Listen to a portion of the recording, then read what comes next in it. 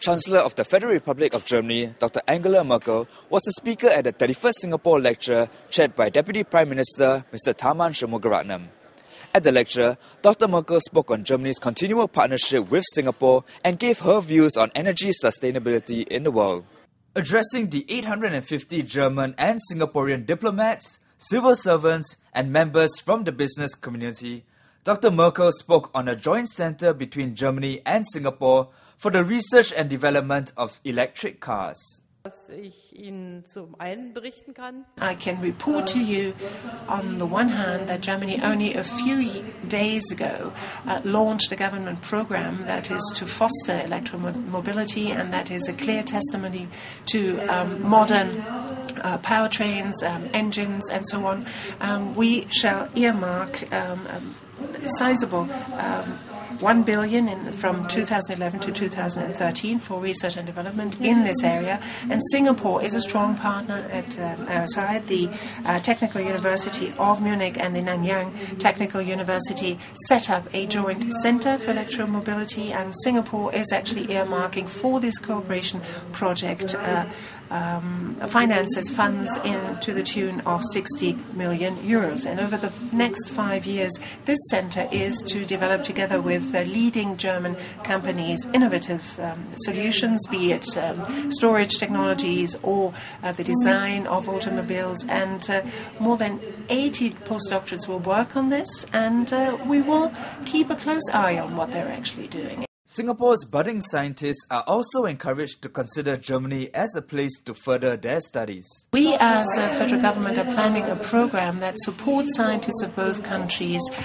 to further build on existing technologies, build up new projects and initiate new projects. And we would like to address ourselves particularly to young scientists, and we hope that in the long term this will enable us to actually set up a durable and lasting cooperation. There are a lot of different universities in Germany actually that also teach in English, I would let you know, so there's not a language barrier anymore, and there is no reason to keep from taking up studies in Germany.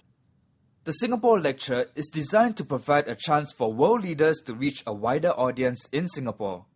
Former speakers at the lecture include South African leader Nelson Mandela, former UN Secretary-General Kofi Annan, and former US President George Bush. Speaker for the 31st Singapore lecture, Dr. Merkel, expressed her concerns over Myanmar's interest in chairing ASEAN.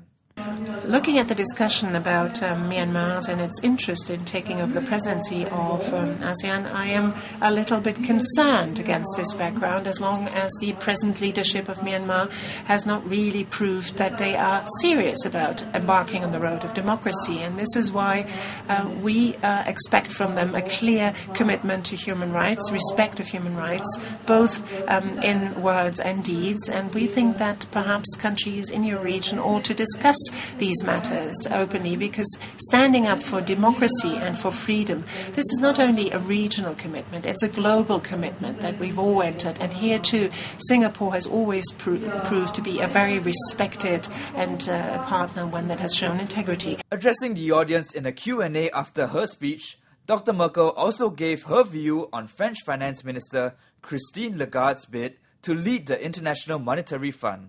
If I look at the personality, Christine Lagarde as a finance minister enjoys an excellent reputation worldwide. In many ways, she is an ideal embodiment of economic experience and political experience. So let me perhaps put it this way. I hope that emerging countries and other countries will take a close look and, if you like, an objective and unbiased look at her, even though obviously they too have to have a chance.